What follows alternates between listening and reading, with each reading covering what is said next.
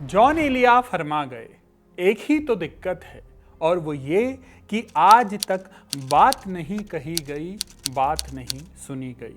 घर से लेकर देशों के लेवल तक तमाम दिक्कतों की जड़ है मिसकम्युनिकेशन। हालांकि दिक्कत सिर्फ ये नहीं कि हम बात नहीं करते या बात नहीं सुनते, दिक्कत इससे गहरी है। एक उदाहरण से समझिए, सोनू और मोनू दो भाई, पिता गुजर गए। वसीयत में पिता ने लिखा, पुश्तैनी घर उस बेटे को मिलेगा जिसने परिवार की देखभाल की। अब इस लाइन पर भाइयों की हो गई लड़ाई, क्योंकि सोनू जो गांव में ही रहा, जो माँ बाप के साथ रहा, उनकी सेवा की, अब वो कहता है कि मैंने अपनी जिंदगी के कई साल दिए, घर मेरा होना चाहिए क्योंकि देखभाल तो मैंने की थी। दूसरा भाई मोनू शहर चला गया था, नौकरी करता था, हर महीने घर पैसे भेजता था। अब वो भी कहेगा, अगर मैंने पैसे न भेजे होते तो क्या होता, देखभाल असल में मैंने की है, घर मेरा है। अब सवाल उठेगा कि वसीयत किसको मिलनी चाहिए। दोनों अपनी अपनी जगह सही हैं, दोनों के पास दलीलें हैं। मामला अदालत में जाएगा, सालों तक बहस होगी। किस पर? एक शब्द पर, देखभाल का। जज साहब को तय करना है कि जब पिता ने देखभाल शब्द लिखा था तो उनके मन में इसका मतलब क्या था। ये सिर्फ दो भाइयों की लड़ाई नहीं है, ये भाषा की लड़ाई है, शब्दों के अर्थ की लड़ाई। देखभाल शब्द का असली मतलब कहाँ रहता है? क्या कहने वाले के इरादे में, या सुनने वाले की समझ में, या समाज के रिवाजों में, या कानून की किताबों में? आदमी शब्दों का आदान प्रदान कर सकता है, लेकिन शब्द से असल में उसका क्या मतलब था, उसे कैसे शेयर करेगा? कम्युनिकेशन की ये इकलौती दिक्कत दुनिया के बड़े बड़े कॉन्फ्लिक्ट्स की जड़ है। बॉयफ्रेंड पूछे, नाराज हो क्या? लड़की कहे, नहीं। अब इस ना का मतलब कहीं हाँ तो नहीं। चांद शब्द और असली चांद के बीच क्या रिश्ता है?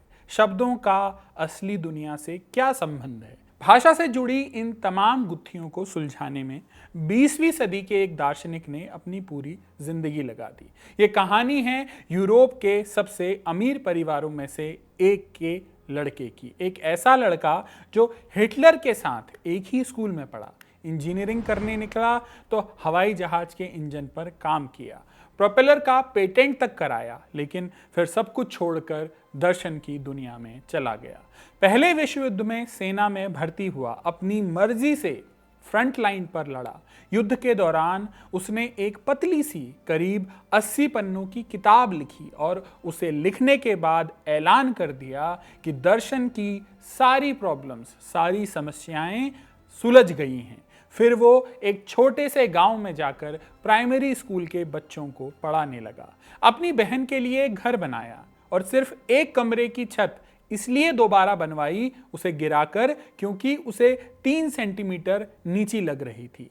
और फिर सालों बाद जब वो दर्शन में वापस लौटा, उसकी पहली किताब तब तक क्रांति कर चुकी थी। लेकिन लौटकर उसने क्या कहा? उसने कहा, जो मैंने पहली किताब लिखी थी वो सब गलत है। उसने अपनी ही थ्योरी को खारिज कर दिया। बर्ट्रैंड रसल जैसे दार्शनिकों के सामने अपनी पुरानी किताब को ही पीएचडी थीसिस के रूप में जमा किया, और जब परीक्षा खत्म हुई तो परीक्षकों के कंधे पर हाथ रखकर बोला, चिंता मत करो, मुझे पता है तुम लोग इसे कभी नहीं समझ पाओगे। अपनी पूरी जिंदगी में सिर्फ चंद किताबें, 1 या 2 किताबें लिखने वाला ये शख्स, जिसे लोग सन की जीनियस कहते थे, 20वीं सदी का सबसे महान दार्शनिक माना जाता है। कम से कम सबसे महान दार्शनिकों में से एक। नाम था लुडविग विटगेनस्टीन। नमस्कार, मेरा नाम है कमल। आप देख रहे हैं दर्शन से जुड़ा हमारा शो मीमांसा, जिसमें आज बात होगी लुडविग विटगेनस्टीन के जीवन और उनके दर्शन पर।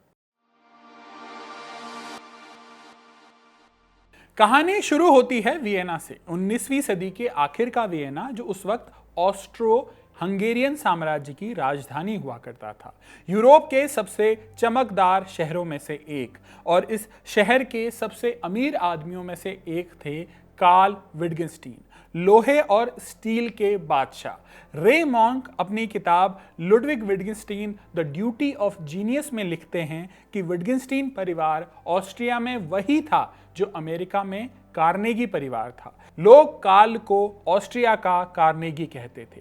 वियना में इनका घर इतना बड़ा था कि लोग उसे घर नहीं, पैलेस विटगेन्स्टीन कहते थे। घर में 7 बड़े पियानो थे। इसी घर में 26 अप्रैल 1889 को 8वां और सबसे छोटा बच्चा पैदा हुआ, लुडविग। अब इस जीनियस परिवार में पैदा हुआ लुडविग सबसे कमजोर बच्चा माना जाता था। 4 साल की उम्र तक बोल नहीं पाता था। भाई और बहन संगीत और कला में कमाल कर रहे थे, लेकिन लुडविग का हुनर कुछ और था, हाथ का काम। 10 साल की उम्र में उसने लकड़ी और तार से सिलाई मशीन का चलता हुआ एक मॉडल बनाया। घर वालों ने सोचा चलो कम से कम इंजीनियरिंग और बिजनेस के लायक तो ये बन जाएगा। 14 साल की उम्र में लुडविग को भेजा गया लिंज शहर के एक टेक्निकल स्कूल में, पॉलिटेक्निक टाइप। उसी स्कूल में उन्हीं दिनों एक और लड़का पढ़ता था, उम्र में लुडविग के बराबर, सिर्फ 6 दिन का फर्क था। नाम था एडोल्फ हिटलर। मॉन्क लिखते हैं कि हिटलर पढ़ाई में इतना कमजोर था कि उम्र बराबर होने के बावजूद वो लुडविग से 2 क्लास पीछे था। दोनों 1904 और 5 के साल में एक ही स्कूल की इमारत में साथ थे। स्कूल में लुडविग का हाल बुरा था। ग्रेड्स औसत से कम आते थे, पढ़ाई में अच्छा नहीं था और दोस्त भी नहीं थे। अब अमीर घर में पला बड़ा बच्चा आम लोगों के साथ घुल मिल नहीं पाया, तो स्कूल के बाद रास्ता वही था जो पिता ने तय किया। क्या? इंजीनियरिंग। पहले बर्लिन, फिर 1908 में इंग्लैंड का मैनचेस्टर, जहां वो एरोनॉटिक्स इंजीनियरिंग में रिसर्च करने लगा। ये वो दौर था जब राइट ब्रदर्स की पहली उड़ान को मुश्किल से 5 साल हुए थे। हवाई जहाज साइंस के हिसाब से सनकीपन माना जाता था, लोग ज्यादा सीरियसली लेते नहीं थे। तो लुडविग ने पतंगों से एक्सपेरिमेंट करने शुरू किए और फिर धीरे धीरे इतना सीख गया कि एक प्रोपेलर का डिजाइन बनाना शुरू किया। 1910 में डिजाइन पूरा भी हुआ और उसका पेटेंट भी फाइल किया गया। यानी सब कुछ पटरी पे था। अमीर बाप, इंजीनियरिंग करियर, पेटेंट, और फिर वो हुआ जिसने सब कुछ पटरी से उतार दिया। प्रोपेलर के डिजाइन के लिए मैथ्स चाहिए थी। नॉर्मल है, इंजीनियरिंग यानी मैथ्स करते करते लुडविग के दिमाग में एक छोटा सा सवाल आया। सवाल क्या था कि गणित काम क्यों करती है, 2 + 2 4 क्यों होता है, ये बात सच क्यों है।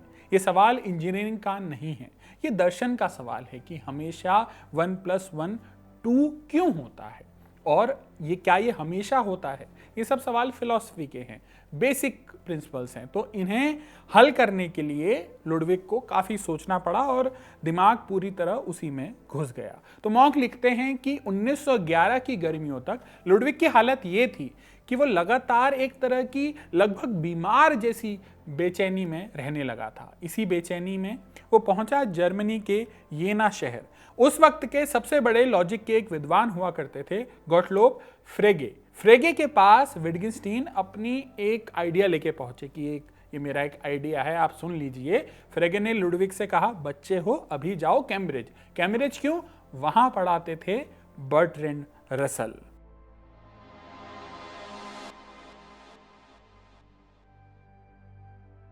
अक्टूबर 1911, कैम्ब्रिज। बर्ट्रैंड रसल यानी उस जमाने के सबसे मशहूर दार्शनिकों में से एक, जो अभी अभी गणित की बुनियाद पर 10 साल की मेहनत के बाद एक भारी भरकम किताब खत्म करके बैठे थे। अब एक दिन उनके कमरे में एक ऑस्ट्रियन लड़का बिना बताए घुस आता है, लेकिन फिर पीछा नहीं छोड़ता। लेक्चर में बहस होती है, लेक्चर के बाद बहस होती है। रसल के कमरे तक पीछे पीछे बहस ही होती रहती है। रसल उन दिनों अपनी प्रेमिका ऑटोलिन मारेल को रोज चिट्ठियां लिखा करते थे और इन्हीं चिट्ठियों में उन्होंने इस लड़के का पूरा ब्यौरा या रिकॉर्ड दर्ज किया है। पहले हफ्ते रसल ने लिखा, मेरा जर्मन दोस्त मुसीबत बनता जा रहा है। फिर वो लिखते हैं, ये लड़का जिद्दी है, उल्टा सोचता है, लेकिन मुझे बेवकूफ नहीं लगता। फिर एक दिन छल्ला कर लिखते हैं, मुझे लगता है ये बेवकूफ ही है। रसल ने विटगेन्स्टीन को बेवकूफ क्यों कहा, इसके पीछे एक किस्सा है, दिलचस्प किस्सा है। एक रोज रसल अपनी क्लास में किसी बात को समझाने के लिए एक स्टेटमेंट कहते हैं, इस कमरे में गैंडा नहीं है। अब इस बात पर उनकी विटगेन्स्टीन से फिर बहस हो जाती है। लुडविग विटगेन्स्टीन कहते हैं, आप ऐसा नहीं कह सकते कि कमरे में गैंडा नहीं है। अब रसल क्या करते हैं, मेज के नीचे दिखाते हैं, पर्दों को हटाते हैं, सब जगह ऐसे दिखाते हैं कि नहीं है गैंडा। भाई क्यों नहीं कहूं मैं कि गैंडा नहीं है। ऑफ कोर्स गैंडा कहीं नहीं था, लेकिन विटगेंस्टाइन ये मानने को तैयार ही नहीं हुए। क्यों नहीं हुए? यहीं से इस वीडियो में अब हम थोड़ा फिलॉसफी पर शुरुआत करेंगे। देखिए, रसेल की कक्षा में जब बात हो रही है तो आम बोलचाल की भाषा नहीं है, बात लॉजिक की है, क्योंकि ये लॉजिक और फिलॉसफी की कक्षा है।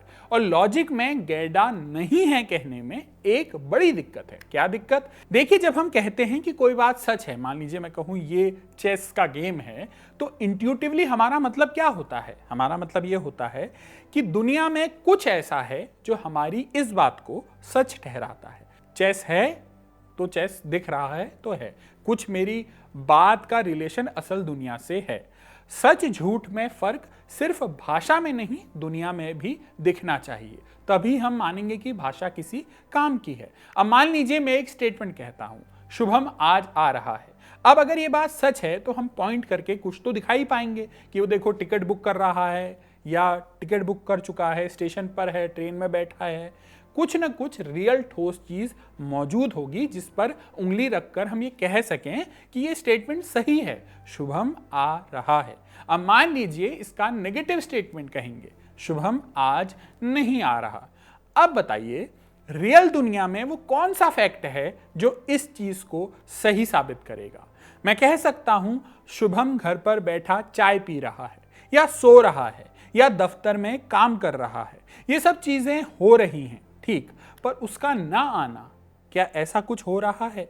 क्या उसका ना आना खुद कोई घटना है जो कहीं घट रही है? वो कोई ऐसी चीज नहीं है जिसे हम कैमरे में कैद करके कह सकें, देखो यहां ना आना हो रहा है। दुनिया की ऐसी कोई चीज नहीं जिस पर हम उंगली रखकर कह सकें कि ये ना आना है। तो हम इस स्टेटमेंट को कि शुभम नहीं आ रहा, क्या इसे सच माने या ना माने? इसे एक और उदाहरण से देखिए, रियल वर्ल्ड का उदाहरण, कि मान लीजिए कोर्ट में एक बात साबित होनी है कि ये जो मुल्जिम है ये क्राइम सीन पर नहीं था। वकील क्या करेगा? क्या वो न होने का कोई सबूत दे सकता है? नहीं। एब्सेंस का कोई सबूत नहीं होता, नेगेटिव सबूत नहीं हो सकता, पॉजिटिव सबूत हो सकता है। तो वो क्या करेगा? इसके बदले वो सीसीटीवी दिखाएगा जिसमें मुल्जिम दफ्तर में दिखेगा, फोन लोकेशन किसी और शहर की दिखेगी, लेकिन ये दोनों सबूत पॉजिटिव हैं। इसमें मुल्जिम का क्राइम सीन पर नहीं होना नहीं दिख रहा, उसका एब्सेंस तो आप दिखा ही नहीं सकते। तो एब्सेंस को पॉजिटिवली साबित नहीं किया जा सकता। और तो हम कैसे साबित करते हैं? हम एक और नियम जोड़ते हैं। नियम क्या? कि एक आदमी एक ही वक्त पर दो जगह नहीं हो सकता। इसी नियम की वजह से जो पॉजिटिव सबूत है वो नेगेटिव नतीजे में बदल जाता है, कि हमने देखा शुभम दफ्तर में है और एक ही आदमी दो जगह नहीं हो सकता, तो वो दूसरी जगह तो नहीं होगा अगर दफ्तर में है। यही बात विटगेंस्टाइन कह रहे थे कि आप कमरे में गैंडा नहीं है को एक पॉजिटिव स्टेटमेंट की तरह कैसे इस्तेमाल कर सकते हैं। गैंडे का न होना जैसा दुनिया में कुछ नहीं होता। इसी बात पर रसेल ने विटगेंस्टाइन को बेवकूफ़ कहा, और मुझे उम्मीद है या लगता है शायद आप या हम भी कह देंगे कि ये क्या बात हुई, वो नहीं आ रहा, ये नहीं है, मैं आज नहीं खाऊंगा, घर पे खाना नहीं बना। ये सब कुछ स्टेटमेंट नॉर्मल जिंदगी के हैं। हम लोग आम जिंदगी में नेगेटिव स्टेटमेंट इस्तेमाल करते हैं और उनके मतलब होते हैं। तो ये फिलॉसफी वाले ऐसा लगता है कि खाली तिल का ताड़ बनाते रहते हैं, फालतू बात करते रहते हैं, हम कह सकते हैं। लेकिन फिर हम तो ये बात न्यूटन के लिए भी कहते थे। न्यूटन का फिजिक्स भी रोजमर्रा की जिंदगी में एकदम काम आ रहा था। पुल बनते थे, गेंद फेंकी जाती थी, सब ठीक चलता था। फिर एक दिन आइंस्टीन आए, क्वांटम फिजिक्स आई। उसकी जरूरत क्यों थी? इसी तरह भाषा के साथ भी है, फिलॉसफी के साथ भी यही है। अगर नेगेटिव स्टेटमेंट दुनिया की किसी सच्चाई को नहीं दिखाते तो इनका भाषा में काम क्या है? ये आज भी फिलॉसफी का एक बड़ा सवाल है, और सवाल वाजिब है, क्योंकि दुनिया की तमाम लड़ाइयों में शब्दों का एक विशेष रोल होता है। क्या हमारी अधिकतर दिक्कतों का, चाहे घर परिवार हो, प्रेम संबंध हो, इन सब में हमारी शिकायत क्या यही नहीं होती कि वो मेरी बात समझ नहीं रहा, उसने मेरे शब्दों का गलत मतलब निकाल लिया? मिसअंडरस्टैंडिंग। 300 व्हाट्सएप मैसेज के बाद भी प्रेमी प्रेमिका बहस करते रह जाते हैं, मैंने ऐसा कहा था, तुमने वैसा समझ लिया, आदि इत्यादि। एक और रियल वर्ल्ड का उदाहरण देखिए। सोवियत संघ के विघटन के समय यूक्रेन के पास न्यूक्लियर बम थे। वो बम उसने रूस को सौंप दिए एक समझौते के तहत। समझौते में एक खेल हुआ। डॉक्यूमेंट के रूसी और अंग्रेजी वर्जन में, यानी जो दस्तावेज बना था उसके रूसी और अंग्रेजी वर्जन में एश्योरेंस शब्द का इस्तेमाल किया गया, लेकिन जो यूक्रेनी वर्जन छपा था उसमें लिखा गया सिक्योरिटी गारंटीज। यानी यूक्रेन जो था ना, वो अपने न्यूक्लियर हथियार देने के बदले सिक्योरिटी गारंटी मांग रहा था, जिसका मतलब ये होता कि अगर कोई कल हमला कर दे तो गारंटर देश जैसे अमेरिका उसकी रक्षा के लिए आगे आएगा, बिल्कुल जैसे नेटो के आर्टिकल 5 में होता है। लेकिन अमेरिका उस समय सिक्योरिटी गारंटी नहीं देना चाहता था। उसने क्या दिया? सिक्योरिटी एश्योरेंस, यानी बस वादा कि यूक्रेन की बॉर्डर का सम्मान करेंगे। एक शब्द का ये हेरफेर आज के मौजूदा समय के सबसे बड़े युद्ध की वजह है। यूक्रेन आज भी रूस के साथ किसी समझौते को लेकर तब तक तैयार नहीं है जब तक उसे पक्की सिक्योरिटी ना मिले। तो भाषा की ये प्रॉब्लम आपको दर्शन का बचकाना खेल लग सकता है, लेकिन ये पहली प्रॉब्लम है, क्योंकि इंसान की हर चीज की शुरुआत भाषा से होनी है।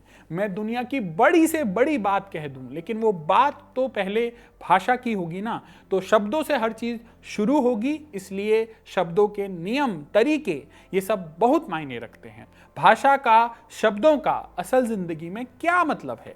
भाषा रियल वर्ल्ड से कैसे कनेक्ट होती है? कुछ शब्द असल जिंदगी से कैसे मायने रखते हैं? ये सब हम जब तक नहीं समझ पाएंगे तब तक गलतफहमियां होती रहेंगी। गैंडे वाला सवाल भी इसी प्रॉब्लम का एक नमूना था। बकायदा रसल को इस बात के बहुत फजीहत भी सहनी पड़ी। कमरे में गैंडा नहीं है, इसे कहने के लिए उन्होंने हार्वर्ड की एक क्लास में यह तक कह दिया कि नेगेटिव फैक्ट्स होते हैं, और तब क्लास में लगभग दंगा हो गया, क्योंकि लॉजिक के बच्चे या फिलॉसफी के बच्चे मानने को तैयार नहीं थे कि नेगेटिव फैक्ट जैसी कोई चीज हो सकती है। बहरहाल विटगेन्स्टीन का गैंडे को लेकर यह छोटा सा आग्रह आगे चलकर उनके दर्शन की नींव बना। दर्शन जो पूछता था दुनिया के बारे में हम पक्के तौर पर क्या कह सकते हैं, और भाषा किस चीज को साबित कर सकती है, किसको नहीं। वापस कैम्ब्रिज में आए तो विटगेन्स्टीन और रसल के बीच ऐसी खूब बहसें हुई, और अंत में इस हद तक पहुंच गई कि एक बार लुडविग ने रसल से सीधा पूछ लिया, यार आप मुझे ये बताओ, क्या मैं बेवकूफ हूं या नहीं हूं? अगर मैं बेवकूफ हूं तो हवाई जहाज बनाऊंगा, और अगर नहीं हूं तो दार्शनिक बनूंगा। रसल ने कहा, छुट्टियों में जाओ, छुट्टियां चल रही थी तो छुट्टियों में जाओ और एक लेख लिख के लाना छुट्टियों के बाद। तो जनवरी में लुडविग एक आर्टिकल लिख के, एक पेपर लिख के ले आए। रसल ने उसका पहला ही वाक्य पढ़ा और उसी पल उन्हें यकीन हो गया कि उनके सामने एक जीनियस खड़ा है। और यहां से रफ्तार ऐसी पकड़ी कि खुद रसल भी हैरान रह गए। साल भर के अंदर वो लुडविग को अपना उत्तराधिकारी मानने लगे। रसल ने बाद में लिखा कि जीनियस की सबसे परफेक्ट मिसाल जो मैंने जिंदगी में देखी वो विटगेन्स्टीन था। और जब लुडविग की बहन कैम्ब्रिज आई तो रसल ने उनसे कहा, दर्शन में अगला बड़ा काम, अगला बड़ा कदम आपका भाई उठाएगा। कहानी यहां तक परफेक्ट लग सकती है। अमीर लड़का है लेकिन दर्शन के लिए सब कुछ छोड़ देता है। स्ट्रगल मिलती है, फिर पहचान मिलती है, एक चमकता करियर बनता है। लेकिन विटगेन्स्टीन की जिंदगी में परफेक्ट जैसा कुछ नहीं था, क्योंकि ठीक इसी वक्त यूरोप के ऊपर एक युद्ध के बादल इकट्ठा हो रहे थे और लुडविग विटगेन्स्टीन, यूरोप का सबसे अमीर वारिस जिसे सेना से छूट मिल सकती थी, अपनी मर्जी से उस युद्ध की सबसे खतरनाक जगह पर खड़ा होने वाला था। मौत के इतने करीब कि रोज रात उसे लगता आज आखिरी रात है। वहीं गोलियों के बीच युद्ध के मैदान में वो किताब लिखी जाएगी जिसका दावा होगा कि दर्शन की सारी प्रॉब्लम्स हल कर दी गई हैं।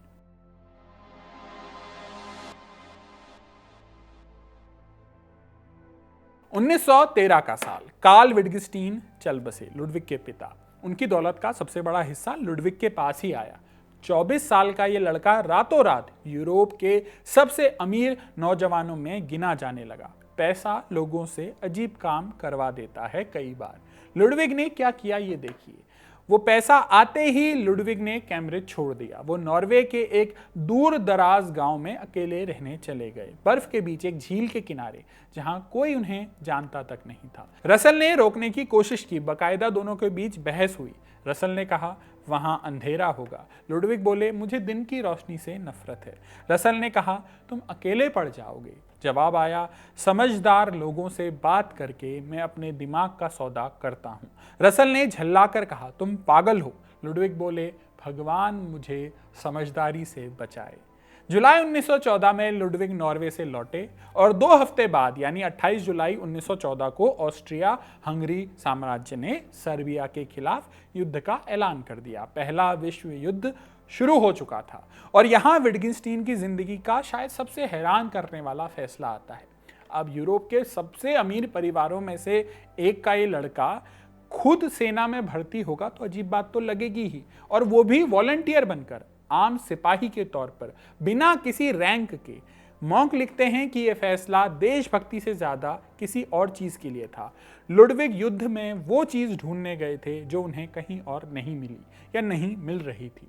खुद को बदलने का मौका, मौत के सामने खड़े होकर ये जानने का मौका कि वो असल में हैं कौन। उन्हें पूर्वी मोर्चे पर विस्तुला नदी की एक पेट्रोलिंग नाव पर तैनात किया गया जिसका नाम था गोपालना। काम मिला रात में सर्चलाइट संभालने का। साथी सिपाही उनसे चिढ़ते थे, ये उन्होंने डायरी में लिखा है। उन्होंने लिखा है कि लोग मुझसे नफरत करते हैं क्योंकि मैं वॉलंटियर हूं। और इसी नाव पर 29 सितंबर 1914 को वो पल आया जिसे दर्शन के इतिहास का एक टर्निंग पॉइंट कहा जा सकता है। लुडविग ने कहीं एक मुकदमे के बारे में पढ़ा, शायद किसी अखबार में। उन्होंने पढ़ा कि पेरिस की एक अदालत में एक सड़क हादसे का केस चल रहा है और अदालत में उस हादसे को समझाने के लिए कुछ चीजें हो रही थी। हुआ ये था कि अब हादसा हुआ, एक कार दूसरे से टकराई या जो भी हुआ, तो वकील ने क्या किया, उसका एक गुड़िया बना ली कि खिलौने ले आए कि ये गाड़ी ऐसी थी, ये गाड़ी ऐसी थी, ये आदमी वैसा था।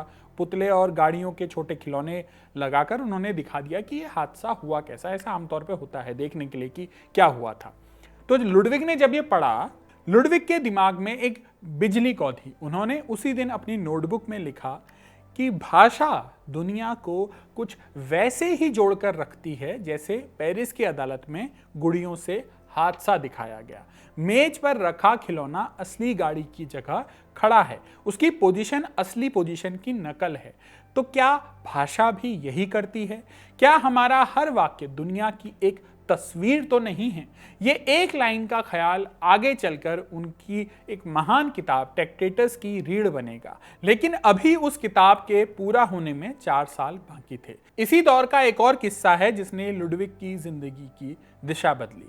मोर्चे पर तैनाती के शुरुआती दिनों में एक कस्बे में उन्हें एक किताबों की दुकान दिखाई दी। वहां गए तो देखा वहां खाली थी दुकान, बस एक ही किताब मिली, टॉल्स्टॉय की गॉस्पेल इन ब्रीफ, यानी ईसा मसीह की शिक्षाओं का टॉल्स्टॉय का लिखा हुआ निचोड़। लुडविग ने वो किताब खरीद ली क्योंकि और कुछ था ही नहीं, और फिर वो किताब उनसे छूटी ही नहीं। सोचिए, ये वही आदमी है जो कैम्ब्रिज में रसल से बहस कर रहा था कि कमरे में गैंडा नहीं है, ये भी पक्के तौर पर नहीं कहा जा सकता, और वही आदमी अब जंग के बीच एक धार्मिक किताब को लगभग ताबीज की तरह जेब में लिए घूम रहा था। लॉजिक और आस्था दोनों एक ही आदमी के अंदर साथ साथ, और यही टकराव आगे चलकर उनकी किताब की सबसे बड़ी खासियत भी बनेगा। मार्च 1916 में वो हुआ जिसका लुडविग को इंतजार था। उन्हें एक लड़ाकू टुकड़ी में आगे भेजा गया रूसी मोर्चे पर, और यहां उन्होंने वो मांगा जो कोई नहीं मांगता। उन्होंने खुद दरखास्त देकर ऑब्जर्वेशन पोस्ट पर तैनाती ली। ऑब्जर्वेशन पोस्ट यानी वो चौकी जो अपनी फौज से भी आगे होती है, दुश्मन की तोपों पर नजर रखने के लिए। पूरे मोर्चे की सबसे खतरनाक जगह, जहां खड़ा आदमी दुश्मन का पहला निशाना होता है। तो जून 1916 में रूस ने अपना सबसे बड़ा हमला छेड़ा, जो इतिहास में ब्रुसिलोव ऑफेंसिव के नाम से दर्ज है। पहले विश्व युद्ध की सबसे खूनी लड़ाइयों में से एक मानी जाती है। लुडविग की रेजिमेंट ने इस हमले की सीधी मार झेली। जॉन हीटन अपनी किताब इंट्रोड्यूसिंग विटगिंस्टीन में लिखते हैं कि रेजिमेंट में भारी तादाद में सिपाही मारे गए, लेकिन लुडविग बच गए और बहादुरी के लिए उन्हें मेडल भी मिला। पूरे युद्ध में कई बार मेडल मिले। और अब आती है इस कहानी की सबसे जरूरी बात। उसी गर्मी में गोलियों के बीच लुडविग एक नोटबुक में लिखा करते थे युद्ध के बीच फिलॉसफी और लॉजिक की बातें। ये बातें वो साफ शब्दों में लिखते थे, उनके नीचे कोड में अपनी निजी जिंदगी की बातें लिखते थे। और क्या लिखते थे? भगवान, मौत, खुशी, जिंदगी का मतलब। अगस्त 1916 में उन्होंने खुद नोटबुक में लिखा, मेरा काम लॉजिक की बुनियाद से फैलकर दुनिया की प्रकृति तक पहुंच गया है। उन दिनों की नोटबुक में ऐसे वाक्य दर्ज हैं जो लॉजिक की किसी किताब में नहीं, किसी संत की डायरी में होने चाहिए। मौत जिंदगी की कोई घटना नहीं है। या एक और लाइन है कि खुश वही आदमी है जो वक्त में नहीं, इसी पल में जीता है। यही वो मोड़ है जहां से ट्रैक्टेटस वो किताब बनी जो वो है, आधी लॉजिक और आधा रहस्य।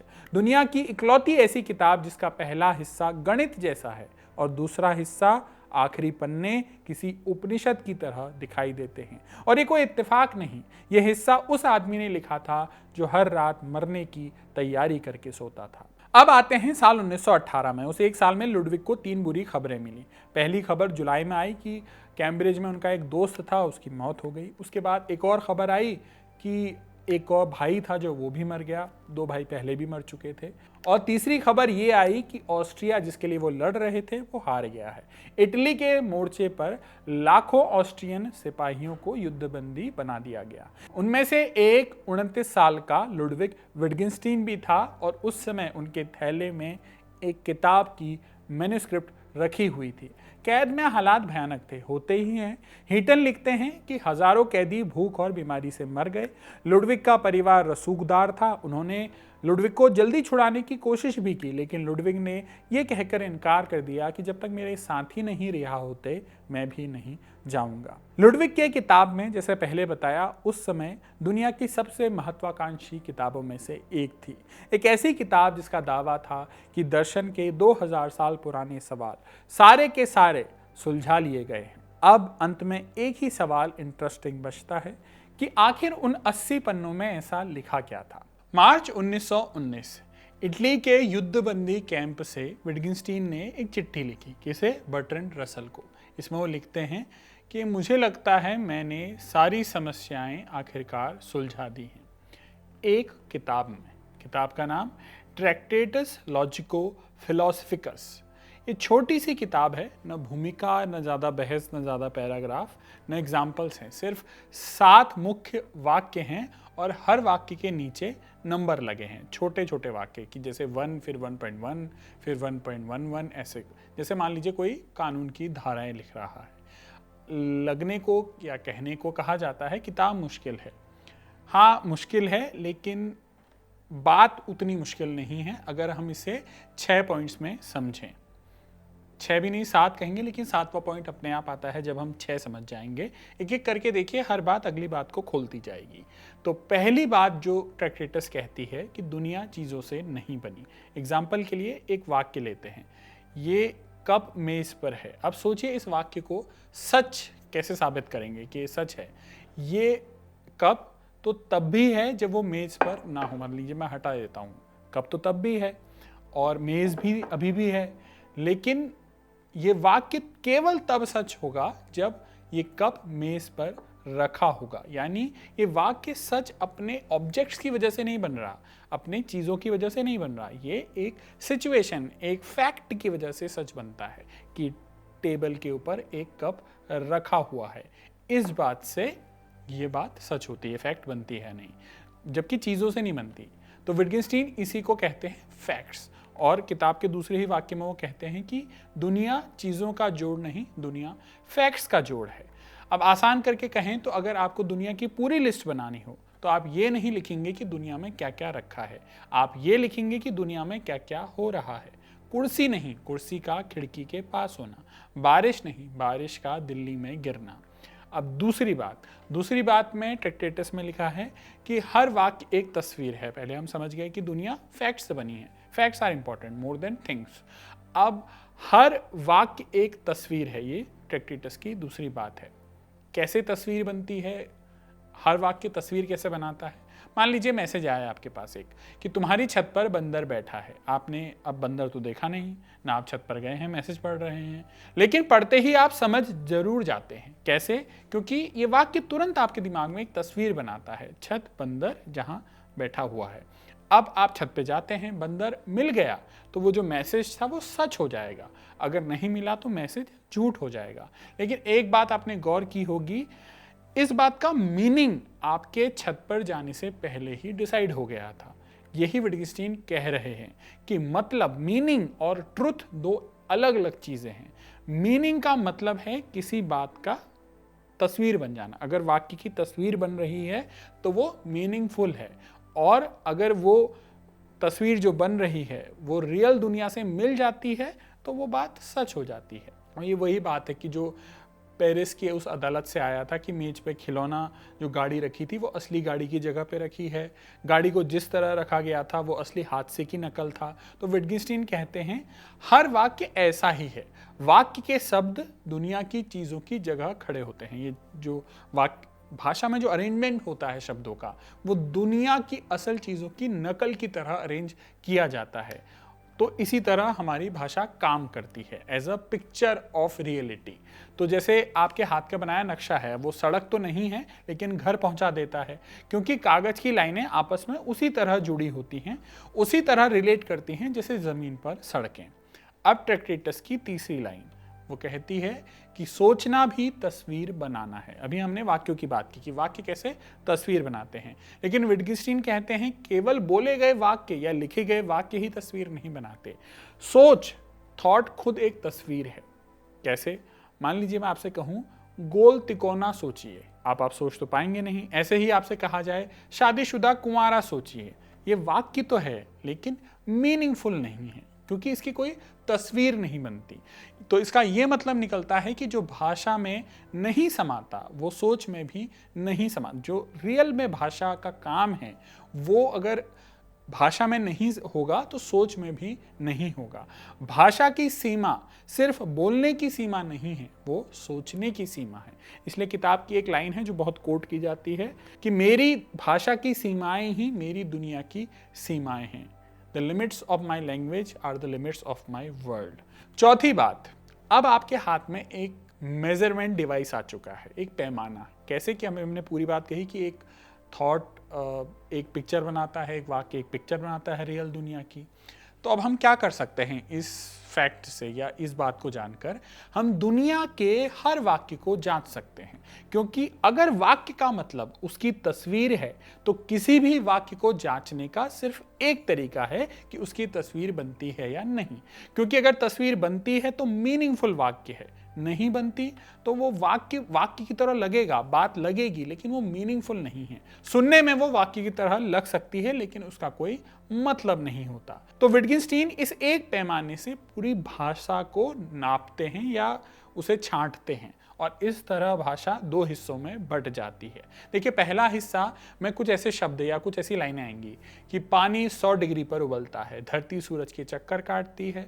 आप इन सब की तस्वीर अपने दिमाग में आप बना सकते हैं, इनकी आप जांच भी कर सकते हैं। तो विटगेन्स्टाइन लिखते हैं कि इन सारे ट्रू फैक्ट्स का, ये कप टेबल पे रखा है, यहाँ पर चेस रखा है, मैं बैठा हूँ, जितने फैक्ट्स हैं उन सब को अगर जोड़ दोगे तो वो पूरी दुनिया को बनाते हैं। और ये पूरी दुनिया क्या है? नेचुरल साइंस में वो कहना चाह रहे हैं कि जो कुछ ट्रू फैक्ट है वो सब कुछ साइंस के दायरे में आता है। यानी जो कुछ भी कहने लायक है वो सब का सब साइंस के खाते में चला जाता है, क्योंकि ट्रू फैक्ट्स साइंस में बोले जाते हैं। लेकिन दूसरा हिस्सा भी है। अब भाषा के कई वाक्य इस तरह के नहीं होते, जैसे ऐसे वाक्य हैं कि आत्मा अमर है, दुनिया माया है, मैं आज दुखी हूं। इनकी तस्वीर कोई नहीं बनती दुनिया में। कोई कमरा, कोई मेज, कोई हालत आप कुछ बना नहीं सकते अपने दिमाग में। तो अगर सब कुछ साइंस के पास चला गया तो ये वाक्य जो दर्शन के हिस्से के वाक्य माने जाते हैं, इनका क्या होगा? विटगेन्स्टाइन का जवाब यही है। यहीं से उनकी सबसे इंपॉर्टेंट बात आती है। वो कहते हैं कि दर्शन अपने आप में कोई ज्ञान नहीं है।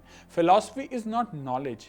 दुनिया के बारे में जो कुछ जानने लायक है, बताने लायक है, वो साइंस का काम है। दर्शन का काम किसी चीज के बारे में बताना नहीं है। तो क्या है? विटगेन्स्टाइन के अनुसार दर्शन इज एन एक्टिविटी। और क्या एक्टिविटी है वो? दर्शन का काम है भाषा के चारों तरफ लकीर खींचना, ये छांटना कि कौन सी सही भाषा है और कौन सी गलत। अब जैसे जो वो लकीर तय होगी उसके अंदर बोलने का मतलब है और बाहर बोलने का मतलब नहीं है। मतलब मीनिंगफुल बात के बारे में बोला जा सकता है, नॉन मीनिंगफुल बात के बारे में बोला नहीं जा सकता। यही फिलॉसफी तय करती है। और ये तय कैसे होता है? उसी नियम से, भाषा के नियम से, कि भाषा के नियम को कोई बात फॉलो करती है या नहीं। अगर वाक्य असल दुनिया की कोई तस्वीर नहीं बनाता तो फालतू बात है, मीनिंगलेस है। और मीनिंगलेस बात के साथ आप एक बात और समझ सकते हैं कि वाक्य अगर मीनिंगलेस है, मतलब जैसे कोई कुंवारा शादीशुदा लड़का शादीशुदा कुंवारा कहा जाए जैसे, तो ये बात मीनिंगलेस है। लेकिन साथ ही साथ एक और बात है कि इसके ट्रू या फॉल्स होने का कोई मतलब नहीं होता। फिर आप ये नहीं कह सकते कि इस बात में कोई ट्रूथ है या नहीं, कोई ट्रू या फॉल्स इसके नहीं होंगे। हम कहेंगे बात मीनिंगलेस है। अब ये एक बड़ी बात है क्योंकि इसका वजन समझिए। प्लेटो से लेकर 2000 साल तक दार्शनिक यही लड़ते आए थे कि अब आत्मा है या नहीं, दुनिया असली है या दिमाग के अंदर है, सच क्या होता है, एथिक्स क्या होता है, ये सब कुछ। लेकिन विटगेन्स्टाइन क्या कह रहे हैं कि ये ऐसा नहीं कह रहे हैं कि वो इनमें से एक सही है या गलत। वो कह रहे हैं फिलॉसफी के ये तमाम सवाल जो है मीनिंगलेस हैं। इन सब सवालों में लगता है कि कोई मीनिंगफुल बात कही जा रही है, लेकिन कोई बात कहीं ही नहीं जा रही है। ऐसा नहीं है कि आत्मा है या नहीं है, ये सवाल ही अपने आप में मीनिंगलेस है। एक और मिसाल देखते हैं कि दर्शन का एक पुराना सवाल है, जिंदगी का क्या कोई मकसद है। ये सवाल हमें उसी तरह लगता है जैसे एक सवाल में पूछूं कि एक कप का क्या मकसद है, पानी पीना, चाय पीना। ऐसे ही चेस का क्या मकसद है, खेल खेलना। हम उठे क्यों, नींद खुल गई। अब ऐसे ही हम पूछ लेते हैं कि जिंदगी का मकसद क्या है। सवाल हमें वैसा ही लगता है। लेकिन जिंदगी क्या पेन जैसी कोई चीज है, क्या इस कप जैसी कोई चीज है? जिंदगी किसी एक चीज का नाम नहीं है, वो हजारों तजुर्बों, रिश्तों, दिनों का मिला जुला नाम है। हम बस उसके साथ वही करते हैं जो इस कप के साथ या पेन के साथ करते हैं, और मान लेते हैं कि जैसे इन सब का कोई मकसद है वैसे ही हमारी जिंदगी का भी कोई मकसद होना चाहिए। ऐसे सवाल का जवाब हालांकि कभी नहीं मिलता। क्यों? क्योंकि ये ऐसा ही सवाल है जैसे कोई पूछे नीले रंग का वजन कितना है। ट्रैक्टेटस कहती है कि भाषा का एक पर्टिकुलर काम है। भाषा वैल्यूएबल क्यों है? क्योंकि हम उससे कुछ कर सकते हैं। क्यों कर पाते हैं? क्योंकि रियल वर्ल्ड से उसका रिश्ता है। रिश्ता क्या है? यही कि पिक्चर बनती है। ये पिक्चर अगर नहीं बन रही है या ये रिलेशन फॉलो नहीं हो रहा है तो बात मीनिंगलेस है। आप किसी मीनिंगलेस दुनिया के बारे में बात कर रहे हो, ये अंत में ट्रैक्टेटस मतलब कहना चाह रही है। अब ट्रैक्टेटस की इन्हीं बातों से उसकी पांचवी बात निकलती है जो मेटाफिजिक्स से निकलकर अच्छे और बुरे पे चलती है। वो कहती है कि अच्छा और बुरा दुनिया के अंदर नहीं हो सकता। देखिए, मान लीजिए एक सीन है शादी का, कि शादी में खाना खाया जा रहा है, एक लंबी लाइन है, एक आदमी सबको धकेलकर सीधा काउंटर पे पहुंच जाता है। अब इस घटना का आप सीसीटीवी वीडियो निकाल सकते हैं, देखेंगे उसमें कि आदमी की हाइट दिखेगी, चाल, सब कुछ दिखेगा। लेकिन एक चीज नहीं दिखेगा। क्या? ये नहीं दिखेगा कि उस आदमी ने कुछ गलत किया। गलत होना कोई फैक्ट नहीं है, आपको सिर्फ हरकत मिलेगी, फैक्ट्स मिलेंगे, लेकिन सही या गलत नहीं मिलेगा। विटगेन्स्टाइन इसके लिए लिखते हैं, दुनिया में सब कुछ जैसा है वैसा है, और जैसा होता है वैसा होता है। होने में कोई अच्छा बुरा नहीं होता। कैमरा वैल्यू इसलिए रिकॉर्ड नहीं करता कि कैमरा कमजोर है। मतलब ऐसा नहीं है कि कैमरा आप बड़ा कर दोगे तो सीसीटीवी में आपको सही गलत दिख जाएगा। सही गलत इसलिए नहीं दिखता क्योंकि वो बात दुनिया में है ही नहीं। और इसी के साथ अगली लाइन निकलती है कि अगर कोई वैल्यू सच में कीमत रखती है तो वो दुनिया के अंदर नहीं, दुनिया के बाहर होगी। बात पुरानी है कि नेचुरल साइंसेस के अंदर सारे फैक्ट्स आ जाएंगे। अब आपने कोई ऐसी बात कही जो दुनिया की तस्वीर नहीं बनाती, तो वो दुनिया के अंदर नहीं हो सकती, दुनिया के बाहर से निकलती है। मान लीजिए एक वाक्य है, चोरी करना गलत है। आप चोर की तस्वीर बना सकते हैं, इनमें से इस वाक्य में चोरी की भी तस्वीर बना सकते हैं, लेकिन चोरी के गलत होने की तस्वीर नहीं बना सकते, क्योंकि गलत होना दुनिया का कोई फैक्ट नहीं है। ऐसी कोई हालत नहीं है ना दुनिया की जिसमें ये वाक्य रिप्रेजेंट कर सके, इसलिए ये वाक्य मायने नहीं रखता। और इसलिए विटगेन्स्टाइन लिखते हैं कि एथिक्स को शब्दों में बयान नहीं किया जा सकता। यहां आप कह सकते हैं कि यार ये क्या कह रहे हो, क्योंकि असल जिंदगी में तो हम सब ये यूज करते हैं। तो विटगेन्स्टाइन कहते हैं, मतलब वो ये नहीं कह रहे कि आप सही गलत मत कहो, बस वो ये कह रहे हैं कि ये सब कुछ जो सही गलत की भाषा है, जो मेटाफिजिकल क्वेश्चंस की भाषा है, उसे फैक्ट्स की भाषा से अलग रखो। वो दोनों अलग अलग काम के हैं। आप मैं कौन हूँ आत्मा क्या है, ईश्वर क्या है, इन सवालों को उन कैटेगरीज में नहीं रख सकते जैसे कप, पेन या सब कुछ, या उनके जैसे कोई वाक्य। क्योंकि ये सब जो बातें हैं, जैसे कि चोरी करना गलत है, ये दुनिया के अंदर की भाषा में आप इस्तेमाल कर रहे हो, क्योंकि भाषा में ही इस्तेमाल कर रहे हो ना, चीज़ गलत है, लेकिन ये चीज़ इस दुनिया में होती तो है नहीं, तो ये दुनिया के अंदर की भाषा में समा नहीं सकती। यही कहने का मतलब है कि this is outside of this factual world. तो आप इसे दुनियाई नियमों वाली भाषा से पकड़ने की कोशिश करोगे तो नहीं पकड़ पाओगे। अब टैक्टिटस की छठी बात कि साइंस किसी दिन सब कुछ बता कर ले, फिर भी ये सवाल बचा रहेगा, क्योंकि हम अक्सर मानते हैं कि रिसर्च आगे बढ़ेगी, सब कुछ पता चल जाएगा, तो एक दिन हमें सही गलत पता करने का भी फॉर्मूला मिल जाएगा। विटगेनस्टीन लिखते हैं कि दुनिया के सारे फैक्ट्स साइंस ढूंढ ले, फिर भी इन सवालों के जवाब नहीं मिलेंगे। इस सवाल का जवाब नहीं मिलेगा कि हमारा उद्देश्य क्या है, क्योंकि ये जो लाइन है ना कि मेरा उद्देश्य क्या है, ये हम यूज कर रहे हैं, लेकिन ये किसी फैक्ट की तस्वीर नहीं बना रहे। इसीलिए ये भाषा के, मीनिंगफुल भाषा के दायरे में नहीं आ सकता ये सवाल। तो जिंदगी के मतलब का सवाल ठीक ऐसा ही है। विटगेनस्टीन के अनुसार ये किसी एक फैक्ट के बारे में तो है नहीं, ये पूरी दुनिया के बारे में है। जैसे आप जिंदगी के बारे में कोई सवाल पूछिए तो पूरी जिंदगी के बारे में है, और पूरी जिंदगी के बारे में कोई वाक्य बनाने के लिए आपको जिंदगी से बाहर खड़ा होना पड़ेगा। लेकिन भाषा तो जिंदगी के अंदर ही है ना, तो वो कैसे पकड़ेगी उसको, कैंची कैसे काटेगी खुद को, ये कुछ वैसे ही सी जगह है।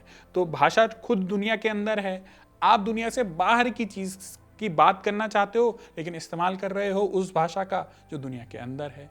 कैमरा खुद को देखने की कोशिश कर रहा है, नहीं पकड़ सकता। तो ये ऐसे ही कहने वाली बात है। तो इसका क्या मतलब ये है कि अब जिंदगी बेमतलब है? विटगेनस्टीन ऐसा नहीं कह रहे। वो कई जगह कहते हैं कि ऐसी चीज़ें ज़रूर हैं जिन्हें शब्दों में बताया नहीं जा सकता, जहां सवाल गायब हो जाते हैं। हालांकि वो ये नहीं कह रहे कि इन सवालों का कोई मतलब नहीं है, बल्कि वो ये कहते हैं कि इन सवालों को जिया जाता है, पूछा नहीं जाता। इसी जगह पर किताब का एक वाक्य आता है जो लॉजिक की किताब से कम कविता ज़्यादा लगता है। वो लिखते हैं कि खुश आदमी की दुनिया दुखी आदमी की दुनिया से अलग होती है, जबकि दोनों के फैक्ट्स एक जैसे होते हैं। वही शहर, वही तनख्वाह, वही ट्रैफिक, फ़र्क दुनिया के अंदर नहीं है, फ़र्क उस चीज़ में है जो दुनिया को देख रही है और जो खुद दुनिया में कहीं दर्ज नहीं होती। अब इन 6 बातों को एक साथ रखिए। पहली बात, दुनिया चीज़ों की नहीं, फैक्ट्स की बनी हुई है, और कोई भी वाक्य उन फैक्ट्स की एक तस्वीर है। तीसरी बात कि सोच भी एक तस्वीर है, इसलिए भाषा की सीमा सोच की सीमा है। जितना मेरी भाषा की सीमा होगी उतनी ही मेरी सोच की सीमा होगी। चौथी बात कि जिस बात की तस्वीर न बन सके वो बेमतलब है। पांचवी बात, अच्छा बुरा दुनिया के अंदर कहीं नहीं मिलता, दुनिया के फैक्ट्स में। और छठी बात, जो कहा नहीं जा सकता वो दिखता ज़रूर है, यानी ऐसा मतलब नहीं है कि नहीं कहा जा सकता तो है ही नहीं। और इन 6 बातों के बाद किताब का सबसे आखिरी वाक्य अपने आप निकल कर आता है, प्रपोजिशन नंबर 7, जिस पर बोला नहीं जा सकता उस पर चुप रहना चाहिए। ये एक बात कहकर विटगेनस्टीन ने दर्शन की सारी समस्याएं हल कर दी, ऐसा दावा किया। कैसे हल कर दी? अब देखिए, दर्शन की सारी समस्याएं असल में सिर्फ भाषा के चलते पैदा हुई हैं, ऐसा विटगेनस्टीन का मानना था। हम जीवन का मकसद पूछते हैं, लेकिन यह वाक्य किसी रियल दुनिया से मैच नहीं करता। भाषा का काम है दुनिया के फैक्ट्स की नकल करना, लेकिन यह बाकी किस फैक्ट की नकल कर रहा है, कि जिंदगी का मकसद किस फैक्ट की नकल कर रहा है? ये किसी की नकल नहीं कर रहा, तो इसका मतलब कुछ है ही नहीं। अब ये जो पूरी किताब है, ये जो पूरा आलोक है, ये जो पूरी दलील दी गई है, ये एक छोटी सी किताब में दर्ज है, और ये किताब छपी 1921 में जर्मन भाषा में, फिर 1922 में इसे अंग्रेजी में छापा गया। और आते ही इस किताब ने दर्शन की दुनिया को हंगामा मचा दिया, बल्कि 2 खेमों में बंट गए। और मजे की बात, जो इसका लेखक था वो एक तीसरे ही खेमे में था। पहले 2 खेमों की बात करते हैं। पहला खेमा बना वियना में, कुछ वैज्ञानिक और दार्शनिकों का एक ग्रुप, जो आगे चलकर वियना सर्कल कहलाया। वो इस किताब को लगभग धर्म ग्रंथ की तरह पढ़ने लगा, लाइन दर लाइन, हफ्तों बैठकर। उनके लिए ये किताब एक ऐलान थी, क्योंकि किताब ने साबित कर दिया था कि सिर्फ साइंस की भाषा ही असली भाषा है। जो बात फैक्ट की तस्वीर ना खींच सके, चाहे वो भगवान हो, आत्मा हो, नैतिकता हो, वो बकवास है। इसे भाषा से बाहर फेंको। इसी सोच से आगे चलकर एक स्कूल बना फिलॉसफी का, जिसे लॉजिकल पॉजिटिविज्म कहा जाता है, जिसने दशकों तक पश्चिमी दर्शन की दिशा तय की। हालांकि दिलचस्प बात यह कि जिस आदमी आदमी की किताब पर ये पूरी इमारत खड़ी हुई, वो खुद इस इमारत से सहमत नहीं था। वियना सर्कल ने विटगेस्टाइन को बुलाया कि गुरुजी आपकी तो किताब है, आइए कुछ लॉजिक और फिलॉसफी के लेक्चर दीजिए। लेकिन विटगेस्टाइन वहाँ गए, मुंह फिराया, उल्टा करके बैठ गए, किताब निकाली और कुछ कविताएं पढ़नी शुरू कर दी। कौन सी कविताएं? गुरु रविन्द्रनाथ टैगोर की। अब ये कहने का मतलब था कि तुमने जो समझा है मेरी किताब को, ये बिल्कुल गलत है। मैं ऐसा नहीं कह रहा हूँ कि ईश्वर या आत्मा या जो भी मैथोलॉजी के सवाल हैं या ऐसे जो भी फिलॉसफी के सवाल होते हैं वो गलत नहीं हैं या बेकार नहीं है, ऐसा मेरा मतलब नहीं है। अब ऐसे ही ये एक खेमा था जैसे वियना सर्कल, दूसरा खेमा बना कैम्ब्रिज के अंदर, और इनके सिरमौर थे वही आदमी जिन्होंने किताब को दुनिया के सामने लाने में बड़ी भूमिका निभाई, बर्ट्रैंड रसल। रसल ने किताब की भूमिका लिखी और लिखा कि विटगेस्टाइन पहले तो कह रहे हैं कि कई बातें हैं जिनके बारे में कुछ कहा नहीं जा सकता, लेकिन फिर इन बातों के बारे में वो बहुत कुछ कहने में कामयाब हो जाते हैं। विटगेस्टाइन हालांकि इस भूमिका से बहुत नाराज हुए थे, उन्होंने कहा कि ये गलत समझाया आपने। अब एक तरफ तो वो लोग जो किताब को गलत, मतलब दोनों ही तरफ के लोग किताब को गलत ही समझ रहे थे, उल्टा मतलब निकाल रहे थे, लेकिन जो भी था विटगेस्टाइन इससे सहमत नहीं थे कि दुनिया क्या मान रही है। लेकिन जो भी था, इस किताब ने असर बहुत डाला। महज 80 पन्नों की इस किताब ने कुछ ही सालों में यूरोप के अंदर दर्शन की सबसे चर्चित किताब का दर्जा हासिल कर लिया। लेकिन इस किताब में एक दिक्कत थी और विटगेस्टाइन को ये दिक्कत पता थी। अब देखिए किताब कहती क्या है। कहती है कि मीनिंग वाले वाक्य सिर्फ वो हैं जो फैक्ट्स की तस्वीर खींचते हैं, रियल वर्ल्ड की तस्वीर जो खींचते हैं, केवल वही वाक्य मीनिंगफुल समझे जाएंगे। लेकिन ये वाक्य, अब ये जो वाक्य अपने आप में है, क्या ये वाक्य खुद किसी फैक्ट की तस्वीर है? एक और वाक्य कि दुनिया फैक्ट्स का कुल जोड़ है, ये किस फैक्ट की तस्वीर है? जो बात कह रही है ट्रैक्टेटस, वो किस रियल वर्ल्ड से मैच करती है? विटगेस्टाइन की ट्रैक्टेटस की ये एक बड़ी प्रॉब्लम थी। मान लीजिए मैं कहूँ सब कुछ झूठ है, तो ये वाक्य अपने आप में झूठ है कि नहीं? ऐसी ही एक प्रॉब्लम थी। तो किताब कह रही थी कि कई बातें बेमतलब हैं जिनकी तस्वीर नहीं बनती, लेकिन किताब की बातों की तस्वीर नहीं बनती, तो किताब भी क्या बेमतलब है? विटगेस्टाइन इस सवाल से भागे नहीं। उन्होंने इस किताब के आखिर में खुद लिखा और कहा कि जो मुझे समझ लेगा वो आखिर में मेरे वाक्यों को बेमतलब जान लेगा कि ये सब कुछ बेमतलब है, और इन वाक्यों पर चढ़कर इनके पार चला जाएगा। जैसे ऊपर चढ़ने के लिए एक सीढ़ी होती है, उसे यूज करते हैं, फेंक देते हैं। दर्शन के इतिहास में किसी किताब का ऐसा अंत नहीं हुआ, क्योंकि लेखक कह रहा है कि मेरी किताब बेमतलब है, सिर्फ काम के लिए इस्तेमाल करो, उसके बाद इसे फेंक देना, ऊपर चढ़कर ये किताब बेकार हो जाएगी।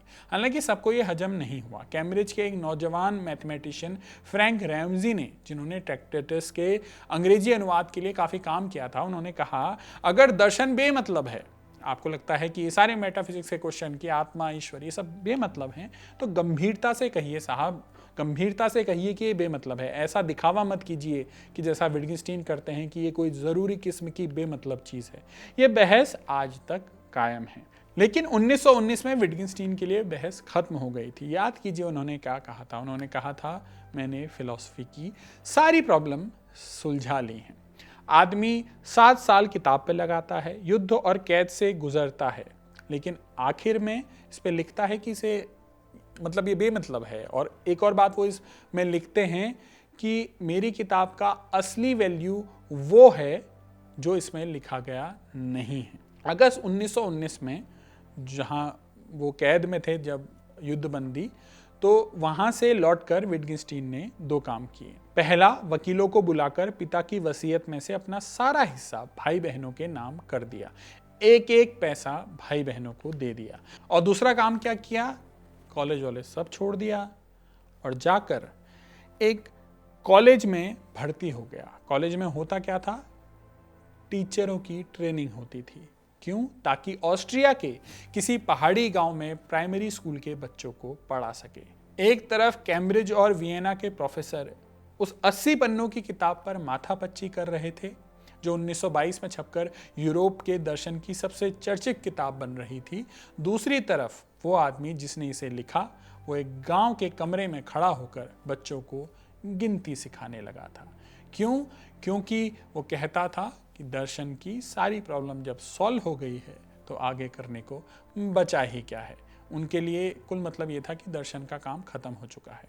हालांकि विटगेस्टाइन गलत थे।